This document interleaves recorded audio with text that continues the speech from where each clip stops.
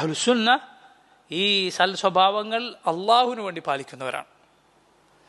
അത് എവിടെ, ഏതളവിൽ, ആരോട്, എങ്ങനെ എന്നതിൽ കിതാബും സുന്നത്തും മുറുകെ പിടിച്ചുകൊണ്ട് അവരുടെ സ്നേഹത്തിൻ്റെ മാനദണ്ഡം, അകൽച്ചയുടെ മാനദണ്ഡം അള്ളാഹു പഠിപ്പിച്ചതാണ്. ഇനി നോക്കൂ, അവർക്ക് എത്ര ദീനിൻ്റെ പേരിൽ അകൽച്ചയുള്ളവരോടും, പോകട്ടെ മുസ്ലിമേ അല്ല, ഒരു കാഫിറാണ്, മുശ്രിക്കാണ്, അവനോട് പോലും അവർ ദുൽമ പ്രവർത്തിക്കുകയില്ല, അനീതി ചെയ്യുകയില്ല, അക്രമം ചെയ്യും. കാരണം അക്രമം ഒരാളോടും പാടില്ല. അതിൽ നീതി എല്ലാവരോടുമുള്ളതാണ്.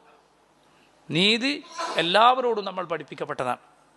ലാ യജ്രിമന്നകും ശനആനു ഖൗമിൻ അൻ സദ്ദൂകും അനിൽ മസ്ജിദിൽ ഹറാമി അൻ തഅതദു.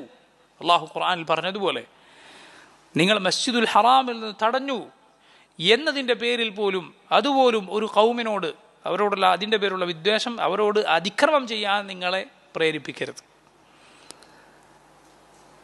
യഅ്ദിലു, അല്ലാഹു മറ്റൊരായത്തിൽ പറഞ്ഞു, അല അല്ലാ തഅദിലു ലാ യജ്രിമന്നകും ശനആനു ഖൗമിൻ അല അല്ലാ തഅദിലു ഇഅ്ദിലു ഹുവ അഖ്റബു ലിത്തഖ്വ.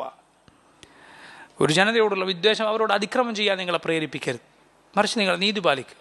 അതാണ് തഖ്വയോട് ഏറ്റവും അടുത്ത് നിൽക്കുന്നത്.